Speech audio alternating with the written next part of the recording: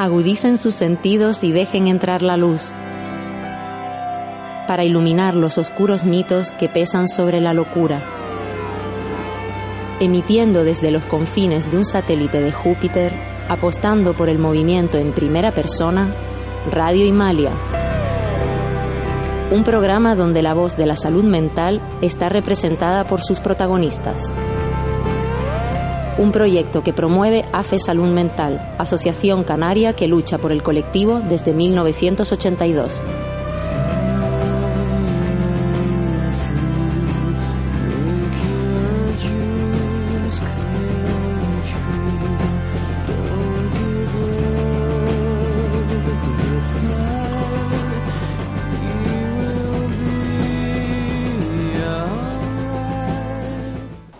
Bienvenidos y bienvenidas a Radio Himalaya, el satélite en las ondas donde la salud mental se habla en primera persona.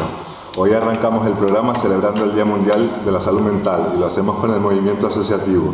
Hace más de 40 años que surgieron en Canarias y en España las primeras asociaciones de familiares y personas con problemas de salud mental. El motivo, la reforma psiquiátrica que entendía que las personas con problemas de salud mental podían llegar a recuperarse y vivir en comunidad.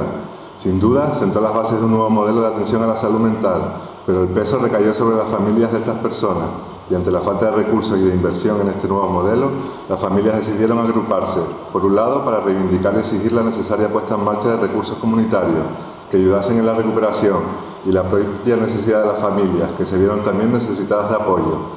Así, dando pequeños pasos, se van consiguiendo logros y el movimiento asociativo se afianza y a su vez van poniendo en marcha recursos orientados a la recuperación, apostando por el empoderamiento, el empleo, el apoyo mutuo, entre muchas otras, y que refuerzan la idea de que solo la farmacología o la psiquiatría se quedan escasas a la hora de abordar la salud mental de manera integral. Hoy en Radio Himalaya, como decía, celebramos el Día Mundial de la Salud Mental, con sus protagonistas, las personas que día a día participan activamente en el movimiento asociativo y que luchan y reivindican mejoras para el tratamiento, luchan contra el estigma y fomentan la inclusión y recuperación de las personas con problemas de salud mental y sus familias. Bienvenidas a todas. Gracias. Voy a irlas presentando una a una para que los oyentes conozcan de dónde vienen, a qué entidad representan, si es el caso.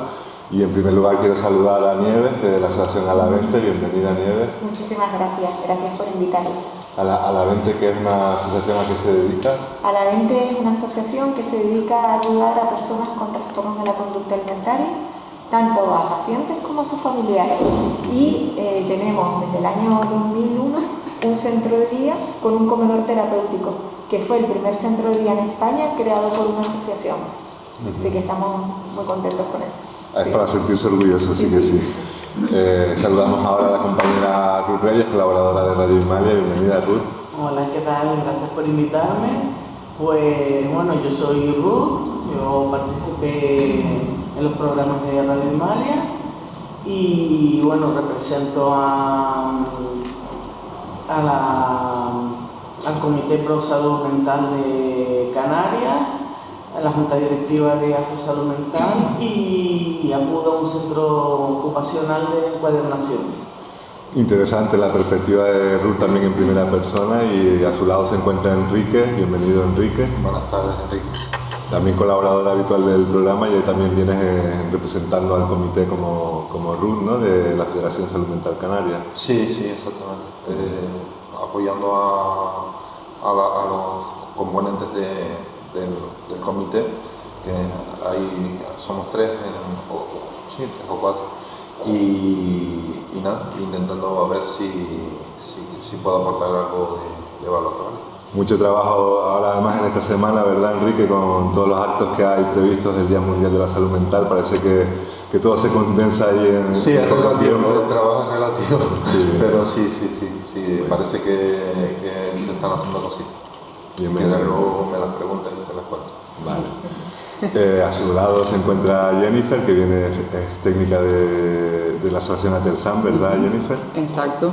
Pues yo soy trabajadora social y también soy coordinadora del programa ARCO, que está destinado a la información, orientación y asesoramiento de personas que tienen problemas de salud mental, y desde Atelsan pues trabajamos también con el colectivo de personas que tienen trastorno mental grave a través de la red de recursos que disponemos en la zona metropolitana y sur de la isla de Tenerife.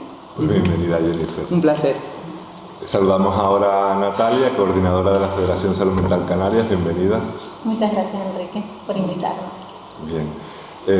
A tu lado se encuentra Cristina Costa, que es presidenta de AFE Salud Mental y presidenta a su vez de la Federación Salud Mental Canarias. Bienvenida, Cristina. Muchas gracias.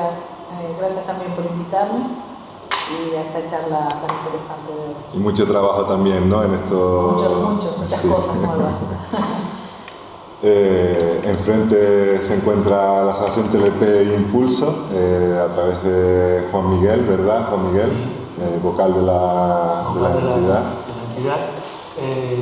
Pertenecemos a la Asociación TLP Impulso, que básicamente lo que nos dedicamos es a coordinar y a informar a los familiares, amigos y cuidadores de personas que tienen TLP. TLP, que para que no lo sepa, es trastorno límite de la personalidad. Y para visibilizar el trastorno. Claro. Sobre todo eso, que llevamos poco tiempo. Tú eres Evelia, ¿verdad? Sí. Bienvenida, Evelia, eres presidenta, ¿no? de la asociación. Presidenta, sí. Y bueno, el objetivo fue pues reunirnos para darle en principio visibilidad al trastorno en todos los ámbitos, tanto políticos como la sociedad en general. Muy necesaria la labor y además, como tú dices, ¿no? Visibilizar una realidad que hasta ahora dentro de la salud mental ya es verdad que cuesta visibilizar las cosas. En el caso del trastorno límite de la personalidad quizás es todavía un terreno más virgen, digamos, ¿no? Que todavía se sabe poco. Sí, que tiene, digamos que está saliendo mucho ahora. No sé si es porque ¿cómo se dice? Diagnostica además ahora más que antes. Más que antes o no lo sé. Bueno, pues vamos a arrancar con la tertulia. Yo les iré haciendo algunas preguntas, un poco para orientar, pero ustedes pueden hablar de lo que realmente les apetezca comentar. Inicialmente, pues hablábamos de que han pasado más de 40 años desde la reforma psiquiátrica en España, y si echamos la vista atrás, en aquellos manicomios donde podían recluir a los pacientes de por vida, pues da la sensación, o a mí me la da, de que hemos avanzado algo, ¿no? ¿Ustedes qué opinan? Bueno, yo opino que en este caso, por supuesto que hemos avanzado. En el momento que no hay manicomio, desde luego que hay un avance. La persona o paciente que tiene un problema de salud mental suele quedarse, ser visitado por el médico en su centro de zona de salud, en su centro de salud por su psiquiatra o su médico de cabecera, convive con la familia o no convive con la familia, sino a lo mejor conviven solos, pero siempre más o menos en su área metropolitana, y se le puede hacer un seguimiento médico y un seguimiento sin tener que estar recluido en ningún centro, por así decirlo. Y luego está el movimiento asociativo, que es fundamental para el apoyo a través de todos sus recursos en el apoyo en su recuperación. No hay necesariamente que estar recluido para que puedan recuperarse y hacer una vida normal y no sacarlo de su entorno. Claro. Yo, a colación de lo que está diciendo Cristina, también añadiría que un poquito también de la mano de lo que comentabas al inicio, Enrique, y tanto que estamos avanzando, puesto que hoy las personas con problemas de salud mental no solo no están encerradas en esos manicomios, sino que están hoy aquí sentados en esta mesa hablando de salud mental, representando el movimiento asociativo en primera persona y acercándonos cada vez más a esa perspectiva de recuperación, ¿no? Y de empoderamiento. Entonces, creo que sí, que estamos en el camino. A colación un poco de lo que comentaba Natalia, Enrique, Ruth, ¿ustedes creen que ha evolucionado algo la salud mental? Quizás ustedes que ya tienen una trayectoria larga, ¿no? Desde que a lo mejor fueron diagnosticados con el problema y tal, ¿han visto esos cambios? Sí, más que verlos, conozco la historia, porque a mí por edad me tocó ya la reforma psiquiátrica ya comenzada, ¿no? O sea, era crónico, o sea, un ingreso en lo que llamamos en el manicomio, luego psiquiátrico, ahora el Febles Campos, aquí en Santa Cruz. en los 80 se empezó a distinguir entre crónicos y agudos o agudos y crónicos.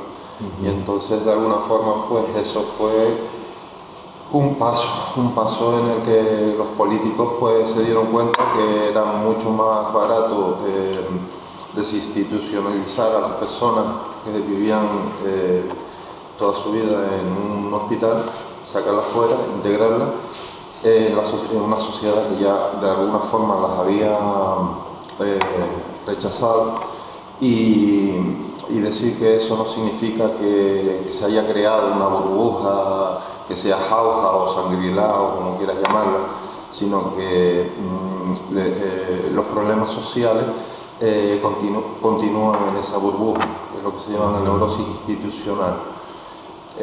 O sea, es como crear una sociedad dentro de una sociedad, ¿no? Que eso ya es un paso, porque antes no eras ni siquiera sociedad, o sea, era pues eso, patología y estar excluidos, ¿no? Separados, digamos, de estigma y negatividad y rechazo y todo lo que, bueno, una verdadera pesadilla.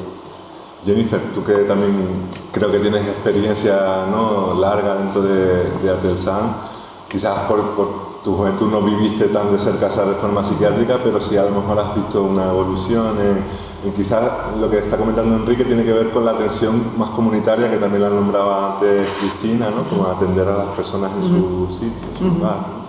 Sí, desde luego que el hecho de salir del hospital, en este caso del psiquiátrico, ¿no?, para poder formar parte de cualquier recurso que el resto de personas que no tienen problemas de salud mental utilizan, es un avance, ¿no? Ha habido un avance, por ejemplo, en el fortalecimiento y se han afianzado las entidades del tercer sector que trabajan en este sentido. Entonces también se ha cobrado cierta fuerza que permite también trasladar a los poderes públicos las necesidades de todas las personas a las que representamos, ¿no? Hay mayor cantidad de recursos que en aquella época, por supuesto, porque obviamente cuando se cierra el psiquiátrico como tal, pues hay que dotar a la sociedad de los órganos necesarios, de los recursos necesarios para atender a la población que ya no está allí, ¿no?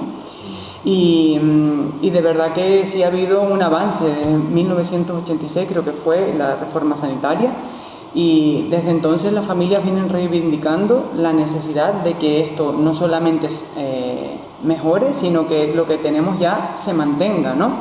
Y es verdad que esta visibilización a nivel social pues ha producido pues también en cierto modo una desestigmatización, pero también es verdad que no está todo el trabajo hecho. Existen franjas de edad que no están cubiertas con una atención especializada, o para las que no existen recursos sociales, sino solamente del ámbito sanitario, hospitalario, y ese tipo de cosas también es importante tenerlas en cuenta, para que no se nos olvide que si bien han habido muchas mejoras, también tenemos que seguir trabajando porque no está todo hecho, ¿verdad? Mejoras que yo felicito un poco al movimiento asociativo, porque inicialmente fueron esas familias que se agruparon y que tiraron para adelante, y que hoy en día, pues como tú estás comentando, han creado toda una red de recursos. Quizás en el caso de TLP Impulso ahora están como si estuvieran iniciando esa reforma, ¿no? Porque están arrancando, llevan muy poco tiempo, y es la voluntad casi que de unas cuantas familiares, ¿no?, que se reúnen. Prácticamente es eso. Y bueno, vemos lo que hacen otras asociaciones, y claro, nos comparamos, pero no nos podemos comparar. Y tendremos que ir subiendo la escalerita poco a poco. Claro, la ventaja es que ya hay un camino recorrido y ustedes a lo mejor pueden recorrerlo de otra manera quizás, pero ya con ciertos derechos alcanzados. Hemos tenido apoyo por parte de Atelsan, de AFE también, y con diferentes personas relacionadas con la salud mental nos han ayudado desinteresadamente. Nos provoca curiosidad también mucho a la mente, ¿no? Porque de las trastornos de la conducta alimentaria se sabe que son problemas de salud mental, pero quizás no entran dentro del espectro de las asociaciones de la Federación, que trabajan más el trastorno mental relacionado con la psicosis y demás. Y quería preguntarte, Nieves, ¿cuándo y por qué surge a la mente? Pues Alavente surge en el año 95 porque familias que tenían pues, personas con trastorno de la conducta alimentaria no tenían la ayuda suficiente ni la información para poder ser tratados. Entonces estos familiares abren una asociación, primero para solicitar ayuda para ellos, para que les informen y para que les asesoren y les den herramientas para ayudar a sus familiares, y luego ya se abre lo que es el centro de día, donde hay terapias para la gente que padece esta enfermedad, se abre el comedor terapéutico, terapias de grupo, y para familiares lo que se queda es la escuela de familia que tenemos durante todo el año. ¿Y tienen registrado a cuántas personas han ayudado en esa recuperación? Pues mira, como me lo preguntaste, lo calculamos, sí. Y aproximadamente hemos tratado a 2.700 pacientes y también como unos 2.500 familiares. En 27 años. Muy bien, ¿no? Sí. Está claro que a bastantes personas. Que han ayudado a mucha gente. Sí. Hablando precisamente de recuperación, ¿no? Hay diferentes formas que podemos ayudar, o que la persona se puede ayudar a sí misma para recuperarse, ¿no? Y hay una de ellas que son los fármacos. España es uno de los líderes mundiales en consumo de psicofármacos. ¿Ustedes creen que se resuelven los problemas de salud mental con los fármacos, así directamente? Yo tengo mis dudas. Tengo mis dudas porque yo pienso, y si desde un principio yo hubiera rechazado toda la medicación que tomo y simplemente pues terapia, por lo que estoy haciendo, ¿no? En primera persona, empoderarme y eso, tengo mis dudas en eso, pero claro. Porque claro, tú te refieres, Ruth, a lo mejor que en tu caso, inicialmente los primeros años en los que tú tuviste los problemas de salud mental, la única opción que te daban era el fármaco, ¿no? El fármaco, claro, sí. Claro. Desde los 15 años, antidepresivo, no, total, no sé, y después ya, pues cuando vas a un psiquiatra te va aumentando, y a veces lo digo, si yo hubiera desde un principio rechazado todo, y por mí misma, a lo mejor sí, a lo mejor no lo sé, claro, cómo hubiera tratado la enfermedad. Es un tema más controvertido porque muchas personas, como tú bien dices, pues no quieren tomar fármacos y quieren utilizar las otras herramientas y a lo mejor no se les ofrecen. ¿Ustedes cómo lo ven, Natalia? Yo creo que, como tú bien dices, es un tema bastante controvertido porque nos encontramos muchas veces con casos de personas con problemas de salud mental que apoyan el uso de la farmacología, incluso se sienten quizás más dependientes de ella de lo que realmente podría ser, sin ir más lejos, como el caso de nuestra compañera Ruth. Pienso que en muchos casos puede ser una ayuda, pero nunca una solución o una única vía de tratamiento. Está más que demostrado que el mejor tratamiento, más efectivo, es la combinación con la terapia psicológica, ¿no?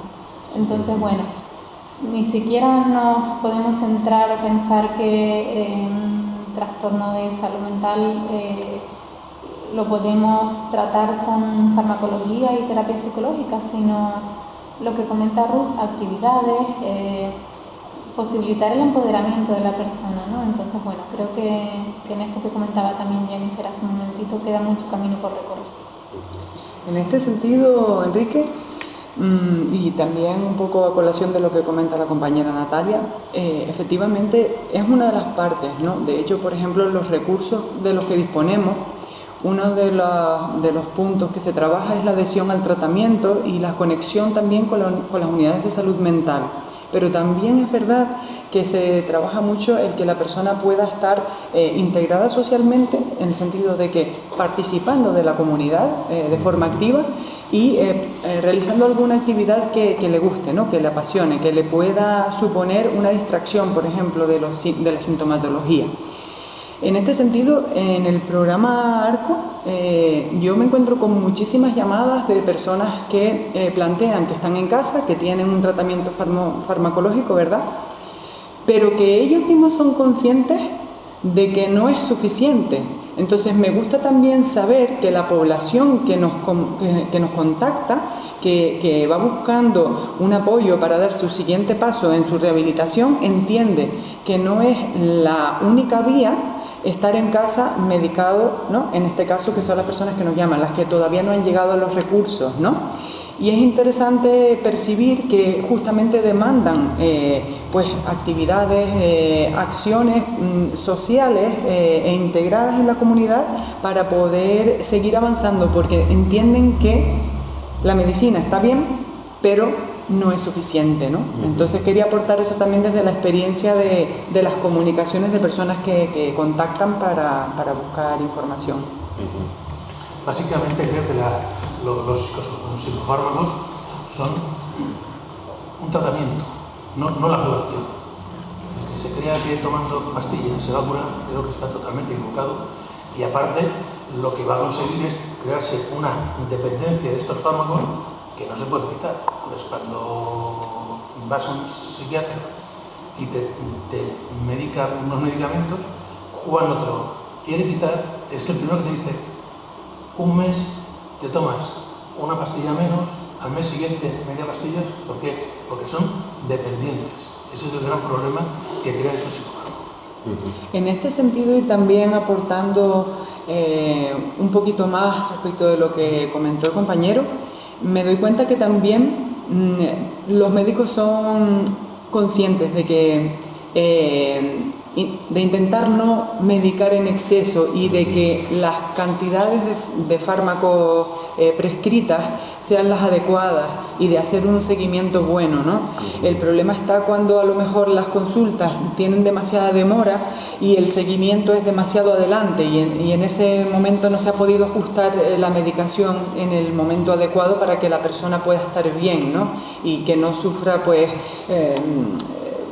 un proceso en el que está como más aletargada, más cansada y así. Entonces me da la impresión que también no es solo el hecho de la toma del fármaco, ¿no? Sino también que las cantidades estén ajustadas y que quienes los recetan, que vaya, desde el ámbito de psiquiatría, sean conscientes de que es necesario que participen de actividades y no solamente que... Yo pienso... Yo iba a aportar una cosa a lo que dijo Jenny. A mí me pasó hace un tiempo, yo tomo una medicación muy potente y el psiquiatra, pues bueno, me faltó una pastilla que dejé de tomármela 2 días. Me puse que me estaba muriendo, sudando, pero horrible, no me podía levantar de la cama.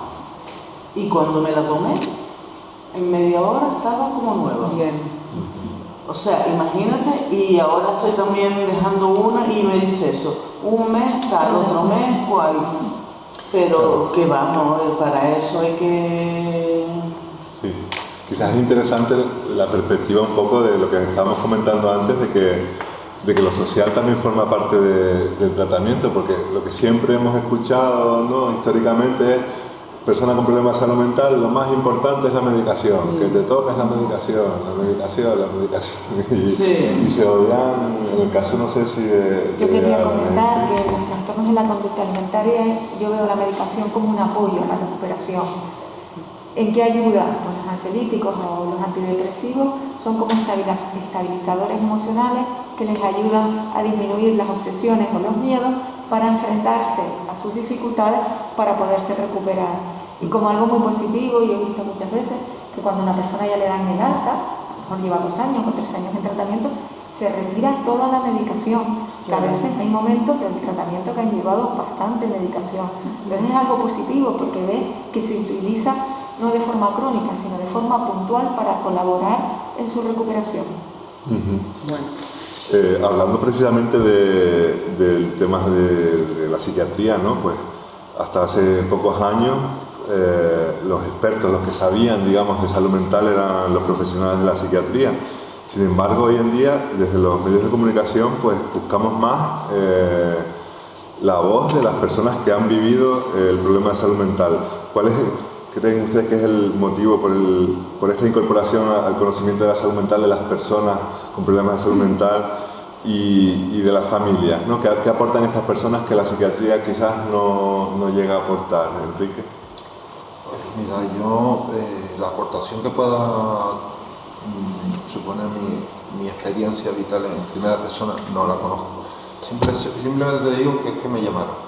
Me llamaron en un proceso evolutivo, primero empoderamiento, luego voluntariado, luego comité en primera persona, tal. Y igual que me llamaron para esta entrevista de radio, lo mismo, simplemente pues claro, acudo y eso forma parte de mi vida, ¿no? De alguna forma. Y quizá entonces Natalia, que tiene contacto directo contigo, así que podrías decir qué es lo que aportas tú, digamos, al comité.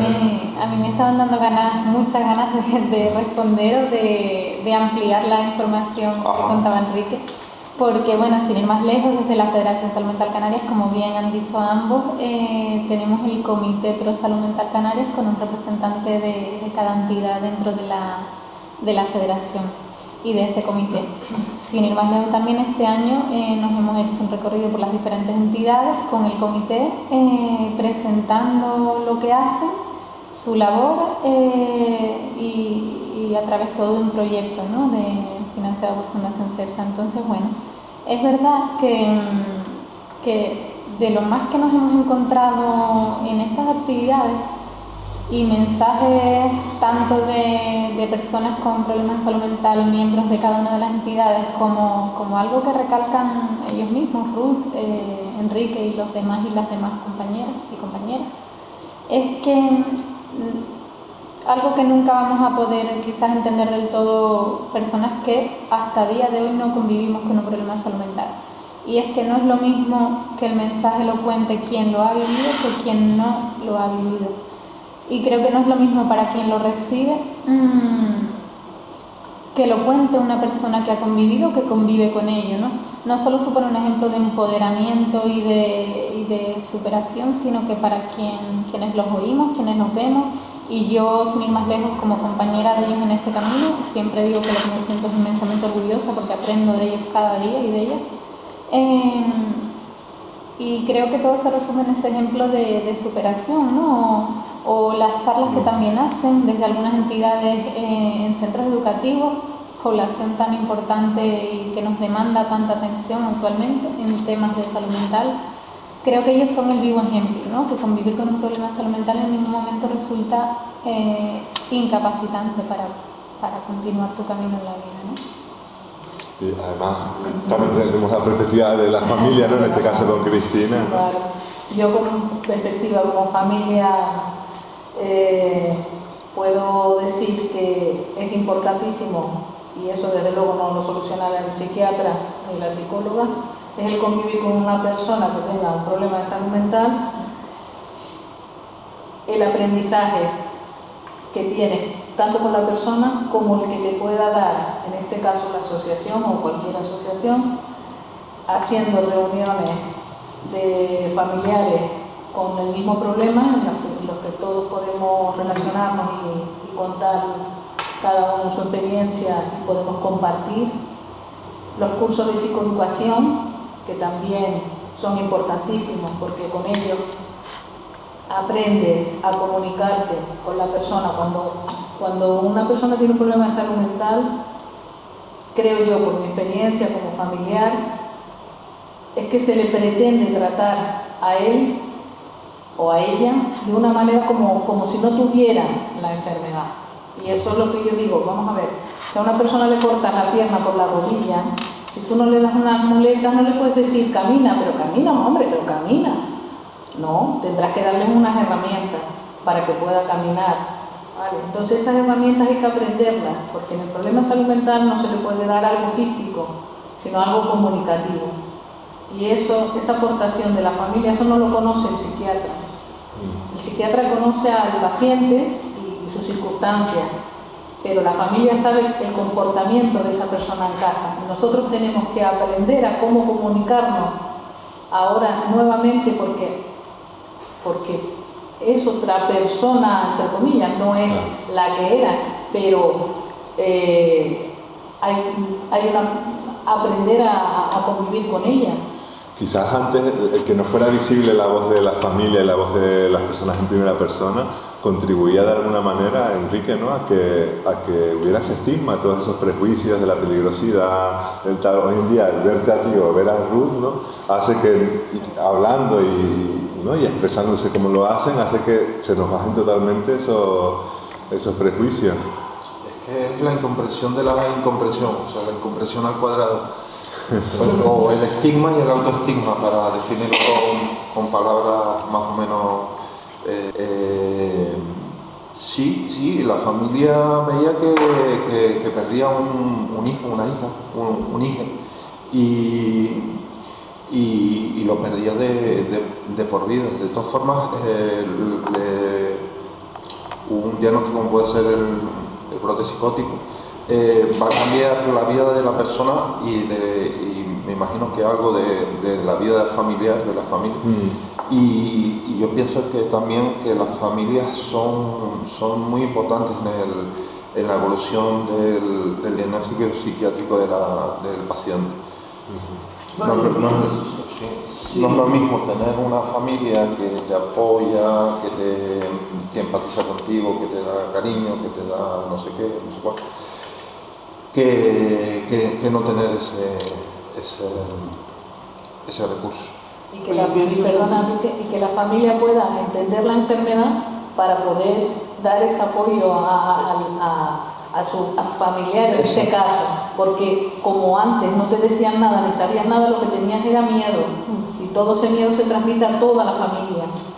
Y entonces la persona que padece de la enfermedad está solo o sola, se encuentra cada vez más solo y más aislado, porque no siente un apoyo, porque lo que siente es miedo alrededor. Tenemos que educarnos como familiares, ¿no? Porque cuando, al principio no sabes qué pasa, empiezan a pasar cosas y no las desconoces. Y cuando, te empiezas a informar, empiezas a educarte en ese problema, digamos, ya ves las cosas desde otra perspectiva y te comunicas mejor y lo tienes en cuenta. También hay personas, por ejemplo, a la asociación ha llamado, pues en su caso una señora, una madre, por su lado, diciendo que tenía un hijo con un trastorno de TLP y tal, y que claro, que ella no tenía nada que ver en eso. Al tiempo llamó al hijo, y porque la nombró a ella, supe que era la madre, y el hijo decía, es que ella es la primera que tiene que entenderme, y no me quiere entender, lo ve como un problema mío solo, y no es mío solo. Y es verdad, después de que estás en esto, te das cuenta de que no es esa persona sola la que tiene el problema, la tenemos todos, aunque lo sufra en primera persona, pues ellos. Yo también decía que sí, el papel de la familia es importante, pero para mí lo más importante es, yo antes de entrar en AFE estaba como aislada, ¿no? Y ya después, pues, como hablando mucho con Enrique y con los compañeros y demás, así es como empiezas a aprender, ¿no? A entender tu enfermedad y a empoderarte y a decir, pues venga, para adelante y soy capaz de muchas cosas. Claro, me resulta muy interesante, ¿no? Todo lo que están comentando, y quería utilizar el ejemplo que tú ponías, Cristina, de que hay que implicarse, ¿no? Toda la sociedad, la familia también, en ese proceso de recuperación. Y en el caso, por ejemplo, de las personas con trastornos de la conducta alimentaria, claro, muchas veces también, como decía Cris con el ejemplo de una persona que pierde una pierna, a una persona con trastorno de la conducta alimentaria se dice, come, pero ¿por qué no come? Pero come. Y se les dice, come, y en el tercer mundo están pasando hambre porque tú no comes, claro. Y al final se les intenta como generar una culpabilidad, que el problema no viene por ahí, ¿no? Hay que, lo que decía Cristina, que hay que comprender muy bien el problema, tanto la persona que lo padece, que a veces también tiene que hacer ese trabajo, como las personas que están alrededor de esa persona, para poder ayudar y para poder apoyar y para poder saber estar ahí, porque las familias siempre quieren estar ahí, pero muchas veces no saben, no pueden, y como se rompa la comunicación, sale perjudicada todas las partes. Entonces yo creo que la comunicación es diferente. Es diferente. Lo aprendes, porque yo en la asociación una de las grandes cosas que aprendí fue a entender qué es la enfermedad, claro, qué conlleva esa enfermedad y cómo ha cambiado la vida dentro de casa y ahora cómo me puedo yo comunicar con mi familiar que tiene un problema importante y que no lo puedo tratar como si no tuviera nada, no, claro. Tiene algo, o sea, tiene su problema. Ahora vamos a ver de qué manera llegamos a él o a ella para poder mejorar su calidad de vida. Sí. En los trastornos de la conducta alimentaria, una de las cosas que pasa que muchas veces las personas se quejan porque no, en mi casa creen que soy una caprichosa, que no quiero comer, que soy una persona superficial, que como no empatizo con el tercer mundo que están pasando hambre. Entonces lo que entiendes es que soy una maleducada, que como no me dieron los cachetones a tiempo. Entonces al final ves que no hay nada de entendimiento, que hay ganas de solución, pero que en un principio el método no es bueno. La pregunta que abordaba este tema era ¿qué aportan las personas en primera persona y las familias que no aporta la psiquiatría o la psicología? ¿No? Me da la impresión, bueno, hemos pasado en la realidad de un sistema hospitalocéntrico donde el médico o la médica era la figura más importante dentro de todo este tinglado, ¿no? Y cuando contamos con la voz de las personas que padecen este tipo de problemas, lo que hemos incorporado es, para mi punto de vista, la humanidad. Es decir, la visión empática de quien está padeciendo el problema, que también tiene algo que decir respecto de cómo resolverlo. No es solamente un objeto pasivo en el que se depositan las indicaciones médicas, sino que la persona cobra toda la importancia que debería de haber tenido desde el principio, ¿verdad? Para que se escuche cómo esa persona quiere tratar ese problema de salud, igual que decidimos cómo tratamos cualquier otro problema de salud. Entonces pasamos de un sistema médico y hospitalocéntrico a un sistema donde se trabaja de forma social y comunitaria.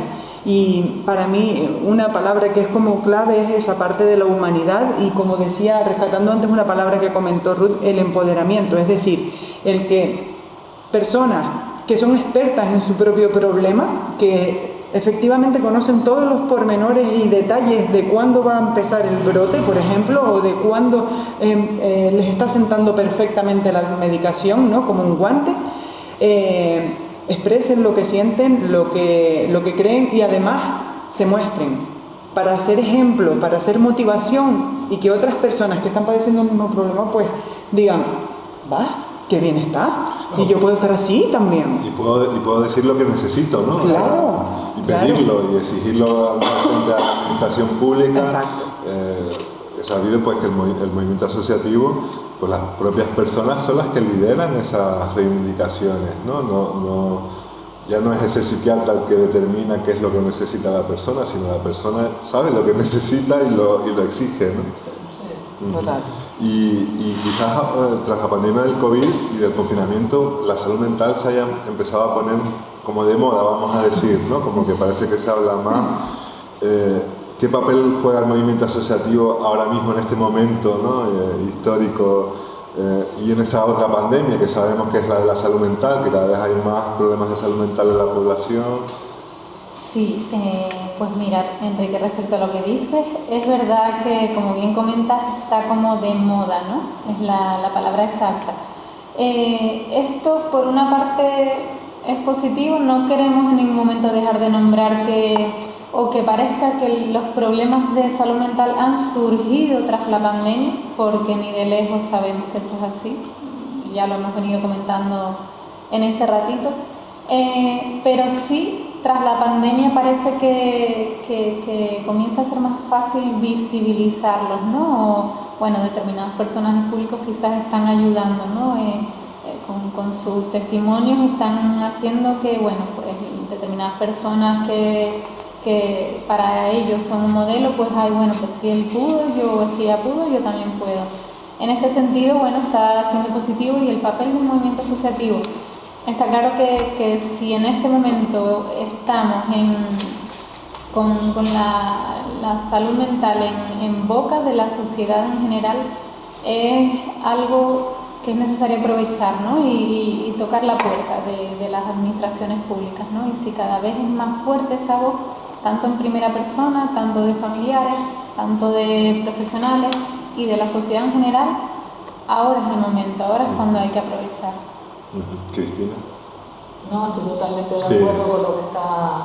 Hay una sensibilidad ahora especial, ¿no? Como que parece que todos queremos como empatizar y entender. Y entender todo lo que es la salud mental, estupendo por ese lado, pero que no olvidemos, como dice Natalia, que esto viene mucho más atrás de cuando empezó lo del COVID. Pero claro, que bueno, como que se hable. Claro, y es verdad también que no todas las comunidades autónomas o los territorios tienen el mismo desarrollo a nivel de recursos, ¿no? En el caso de Canarias, por ejemplo, Natalia, hay islas, ¿no? Tenerife, el Hierro, La Gomera, que no, digamos que carecen de esa fuerza del movimiento asociativo. Sí, el movimiento asociativo se compone actualmente por 6 entidades. Tendríamos presencia en La Palma con Salud Mental La Palma, en Tenerife con AFRE, Salud Mental y Salud Mental Atelsan, en Gran Canaria con AFRESUR, Salud Mental AFRESUR, en Fuerteventura con ASOMASAME y en Lanzarote con el CRIBO. Efectivamente, siempre que cuentas esto, y La Gomera y el Hierro, ¿qué pasa, no? Entonces, bueno, esa es la eterna lucha también desde el movimiento asociativo, el poder dar respuesta a 2 islas que sí, por condición de islas menores, pero no nos podemos quedar ahí, no puede ser porque no cumplen o porque no llegamos a unos ratios de población, no hay capacidad para crear X recursos, no puede ser eso un motivo y quedarnos como conformes con eso, ¿no? Existe una gran desigualdad geográfica. Y quizás ahí también surgen, en esas islas puede haber mayor presencia de los prejuicios, del estigma, ¿no? Hablábamos antes de la capacidad que tienen las propias personas de sensibilizar a la población, porque al final vemos a Enrique, vemos a Ruth y se nos caen los prejuicios. En el caso de Alavente, Nieves, ¿ustedes qué importancia le dan a la experiencia personal, ¿no? que tienen los usuarios y usuarias de su asociación? Pues nosotros sí que le damos importancia. De hecho, siempre cuando una persona se recupera, muchas veces va a trabajar con el grupo, pues para lo que estabais contando antes, ¿no? Para demostrar que hubo un momento que estaba en el lugar donde están las personas que están siendo tratadas y que ahora está pues recuperada, y que todos esos miedos, esas obsesiones, y a lo mejor gente que ha dejado de estudiar o de trabajar, pues que todo se puede volver a recuperar. Lo que pasa es que nosotros tampoco tenemos tantos casos, ¿no? Y a lo mejor, pues 2 veces al año viene una persona a compartir. Y al grupo le encanta. De hecho, cuando saben que van a venir, pues lo desean un montón, porque son con la persona que realmente se sienten más identificadas y que les anima y les motiva a salir de la enfermedad. Hablar abiertamente de salud mental, pues, como estabas tú comentando ahora, ¿no? Parece ayudar a muchas personas a compartir el sufrimiento y no vivirlo en soledad. En el caso de la población joven y de la infancia, son poblaciones dianas de cara a la prevención en salud mental. De hecho, el lema elegido por la Confederación de Salud Mental este año es darle like a la salud mental por el derecho a crecer en bienestar. Con respecto a este sector de la población, que antes creo que Jennifer estaba comentando alguna pincelada en torno a estos grupos de edades que parece que todavía no hay suficientes recursos y demás, ¿qué papel jugará ahí el movimiento asociativo? Porque antes hablábamos de que el movimiento asociativo solo va dirigido a un sector, no sé si en el caso de Telefe Impulso trabajan con menores o solamente mayores de edad. ¿Qué papel jugará ahí a futuro la prevención de salud mental? Bueno, las entidades tenemos que estar ahí para apoyar que se avance en este sentido y presionar respecto de la importancia y necesidad de nuevos recursos para los sectores de población que no tienen una atención especializada. En el caso, por ejemplo, de las personas que tienen trastorno mental grave, las personas de menos de 18 años y las que tienen más de 65 no tienen esa atención especializada. Estaba compartiendo con los compañeros antes de que nos sentáramos a esta mesa que, bueno, el otro día salió una noticia diciendo que hay un respaldo unánime a un plan psicológico para jóvenes en Canarias. Bueno, esto ya es un paso donde se pretende que haya mayor presencia de personal sanitario dentro de los centros educativos y asimismo que se refuerce por parte de más psicólogos dentro del sistema sanitario. Pero es que esto es urgente.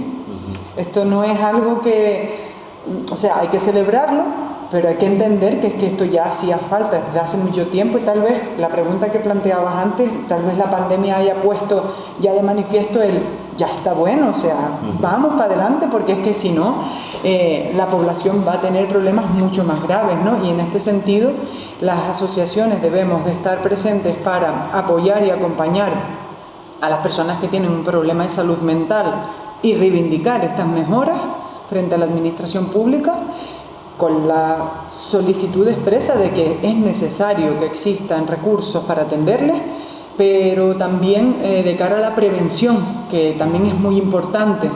Y en este sentido, ambas asociaciones, en el caso de trastorno mental grave, AFE y Atelsan de Tenerife, pues me consta que lo estamos haciendo, porque siempre tenemos campañas de información, de sensibilización dirigidas a público en general, a personas jóvenes, a niños. O sea, esto ya se está haciendo, hay que mantenerlo, pero vaya, son dos apoyos fundamentales que desde el movimiento asociativo creo que no podemos perder de vista. Sin duda, de la mano de todo lo que comenta Jennifer, la Federación Salud Mental Canarias este año su campaña de promoción en conmemoración del Día Mundial de la Salud Mental, justamente se trata de una campaña de prevención, ¿no? Y sin ir más lejos, está protagonizada por jóvenes. Sé que es una campaña que está difundiéndose muy positivamente, y sin ir más lejos, estos jóvenes y estas jóvenes con las que grabamos esa campaña, ellos mismos nos decían: necesitamos que nos preparen para la vida. A mí esa frase me marcó muchísimo. Son demasiado conscientes ya de lo que está pasando y de lo que están viviendo ellos mismos y ellas mismas. Entonces, comentaba Jennifer también que no solo hay que celebrar, sino reivindicar. Uno, esas dos palabras, porque me vienen estupendas. Y nuestra manera de celebrar el Día Mundial de la Salud Mental este año es con un acto regional que celebraremos en La Palma el próximo 10 de octubre, reivindicativo.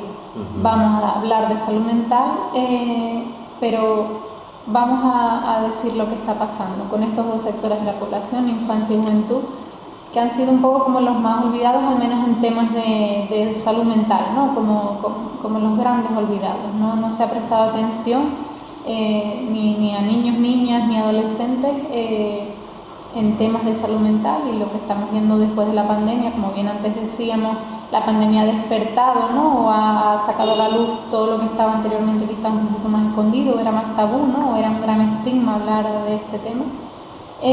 También ha despertado que todos los sectores de la población están presentando necesidades muy sangrantes. Se trata al final de no llegar tarde, ¿no? Quisiera ahora también preguntarle a nivel... Sí. Tomando la idea, yo creo que la administración tendría que contar mucho más con nosotros para intentar tomar medidas preventivas, como decía, para que no haya más personas jóvenes con enfermedades mentales. O sea, cuando una persona ya tiene una enfermedad mental, hay que tratarla. Pero si conseguimos que muchas menos personas lleguen a la enfermedad mental, será muchísimo mejor. Entonces, tratar problemas en la escuela como el bullying, el maltrato infantil, esto haría que fuera todo muchísimo más fácil a la hora de encontrar tratamientos y, sobre todo, prevención de estos casos. Sí, poniéndolo como asignatura, una asignatura que sea dedicada a cómo gestionar tus emociones. Por ejemplo, claro. Está, ¿no? Sí. Un poquito. Yo no sé exactamente cómo... Sí, está en ello. En el tema de la escuela, por ejemplo, que la escuela diga sí, hay bullying, cuesta muchísimo.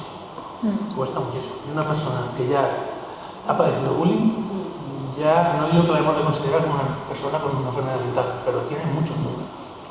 No en ese momento, pero más adelante, posiblemente muchos números.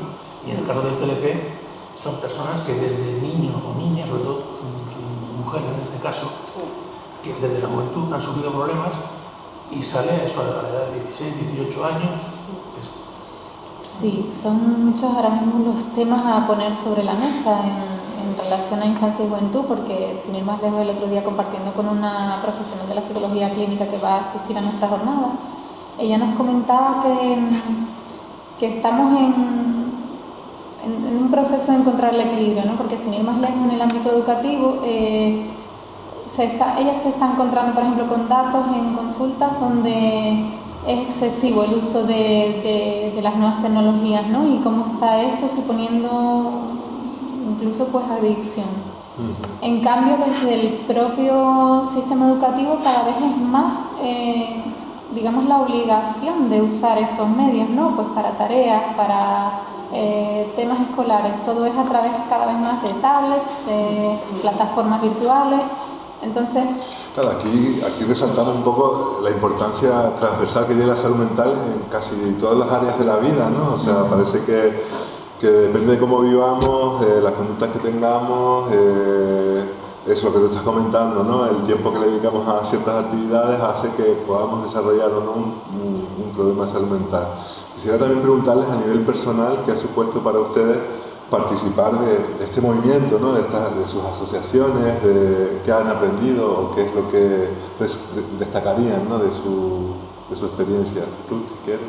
Yo he aprendido muchísimo y he cambiado muchísimo en este tiempo, que llevo bastantes años ya en AFE, y yo quisiera que las personas que tienen miedo, que están en sus casas con autoestima o lo que sea, que se animen, que salgan, que busquen ayuda, que entre todos podemos hacer muchas cosas. Enrique. Pues nada, sí que a mí me ha aportado esta inmersión digamos, en la psiquiatría o la psicología clínica, o como la quieras llamar. Realmente es algo que me apasiona, el tema de la psicología, la filosofía, el humanismo. Ahora lo puedes entroncar también con antropología, y realmente son cosas que, no sé, han llenado mi vida. Yo creo que con esa frase ya estoy diciendo cosas, muchas cosas que a lo mejor son evidentes para mí, pero que no sé expresarlas. Simplemente decir que se me erizan los pelos de la piel y que sí, pues expresarlo de forma corta y con palabras. Sentimiento de pertenencia, a nivel personal, que me ha dado una serie de información a la que no tendría acceso si no hubiese estado en el comité en primera persona, y luego pues que el trato que me dan las compañeras por encima, igual jerárquicamente, esa horizontalidad, ¿no? Que al final es un poco lo que buscamos, ¿no? Fuera de eso de la psiquiatría, que quizás antes era más vertical, el psiquiatra estaba aquí arriba en un pedestal y tú ibas como paciente ahí por favor, bájame la medicación o cosas por el estilo, ¿no? Que quizás en el movimiento asociativo se da más esa horizontalidad. En mi caso, Enrique, no fue una cuestión totalmente voluntaria, sino que necesité de un pequeño empujoncito para entrar en ese movimiento asociativo. Y en tu caso, Cristina, ¿tú qué? Hombre, yo como familiar, desde luego recomiendo ante todo acercarse siempre a las asociaciones, pero de cualquier tipo, de lo que sea, ante cualquier ámbito. De hecho, cuando alguien tiene cáncer, lo primero que hace es, pues, enseguida tener la información en la asociación. Si alguien tiene ciego o padece de vista o lo que sea, ¿dónde van? A la 11 para ver qué recursos tiene, qué puede hacer, qué no puede hacer. Las asociaciones de salud mental, me gustaría que alcanzara ese nivel, o sea, que se está poquito a poco dando esos pasos. Que las personas lo conozcan, para eso también necesitan el apoyo de los centros de salud primarios, donde se pueda poner propaganda y no terminen en la basura, sino que la gente los pueda coger en el área donde está el psiquiatra y todo esto, y que sepan que existen y que luego cada persona decida. Pero a mí como familiar entras en un sitio desesperada porque no sabes nada, nadie te informa de nada. Entonces, hasta cuando entras al movimiento asociativo no sabes ni qué es una asociación porque nunca has estado en nada, a lo mejor por suerte o por lo que sea, y dices, ¿y esto qué es ahora que me tocó vivir? Y luego te va cuadrando todo, ¿no? Entonces te va y aprendes pues todo lo que tienes que aprender sobre la enfermedad, sobre los cuidados, sobre las atenciones, sobre como familia y como todo. A ustedes, a nivel de TLP Impulso, les habrá generado mucho trabajo, entiendo, porque son los que la han creado la asociación, pero también entiendo que les ha aportado cosas, ¿no? A nivel personal, ¿no? Incluso a nivel de sus propios familiares. A nivel personal es una satisfacción inmensa, porque vemos que nosotros necesitamos ayuda. Y a la vez que nosotros necesitamos ayuda, somos nosotros los que podemos dar ayuda al resto de familiares también. Entonces, lo que vemos es que si no se actúa, no se solucionan los problemas. Siempre hay que darle un empujoncito a la administración para que coja el hilo, y si en vez del hilo puede ser una cuerda, mejor. Entonces, a colación de lo que decía ella, yo me enteré de la asociación TLP Impulso en el centro de salud, porque había un tríptico. Entonces nos pusimos en contacto. A la siguiente vez, cuando ya estaba en la asociación, fui al centro de salud con unos cuantos trípticos y dije, oye, ¿podemos colocarlos? Y dice, no, dámelos que yo tengo que pedir permiso de si podemos colocarlos. Y no los he visto colocados nunca. Era atención primaria, no era. Cosas tan fáciles, tan sencillas como un tablón de anuncios.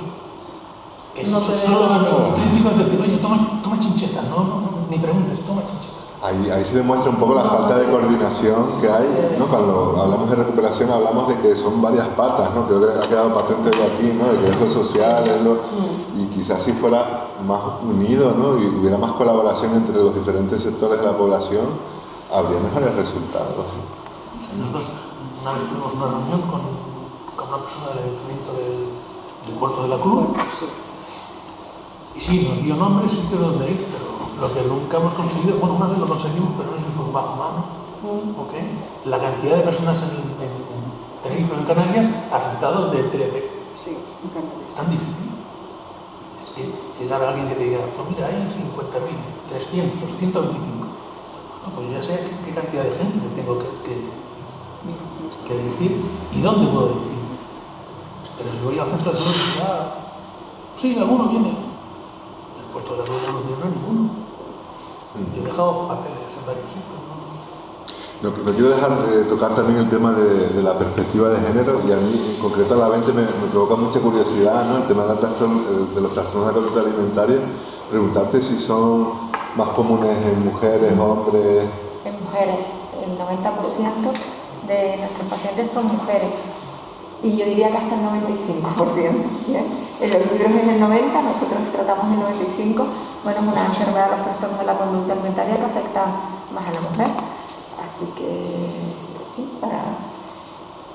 En el caso del movimiento asociativo, de hecho también pasa muchas veces que los recursos acuden más hombres que mujeres, ¿no? Quizás parece que todavía vivamos como que los proyectos de vida se entienden mejor en un hombre, que una mujer puede quedarse en casa.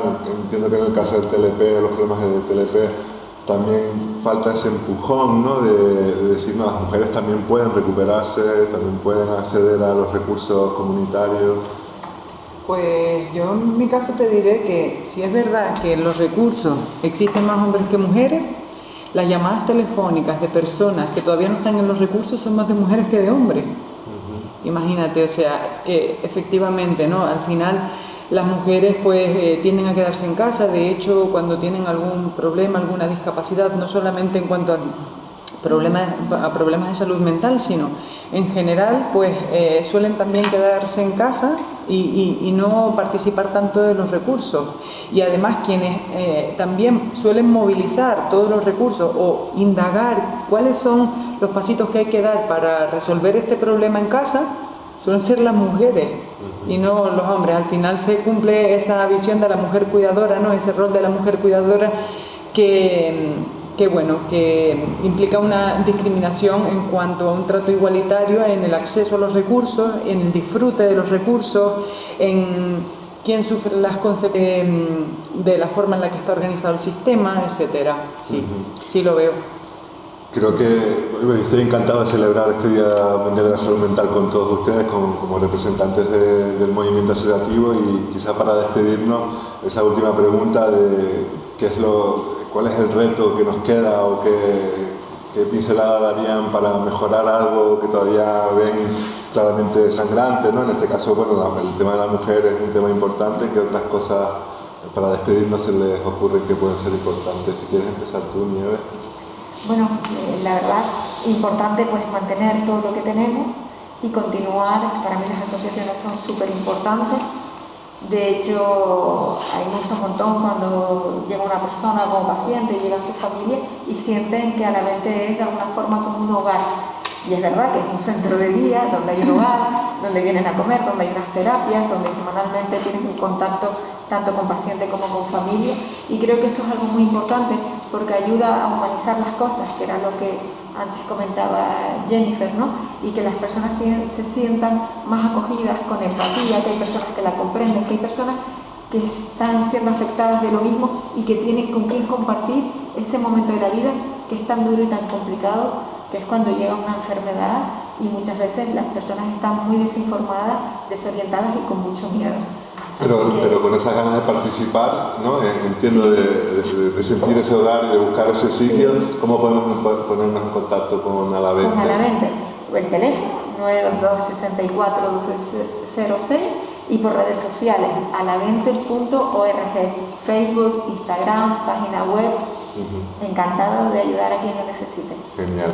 ¿Y en el caso de TLP? En el caso de TLP, digamos, nuestro reto es conseguir ser un número infinitamente mayor de asociados, somos muy poquitos, y lo que a nivel ya general, no solo de TLP Impulso, es conseguir una interactuación general entre la administración y nosotros.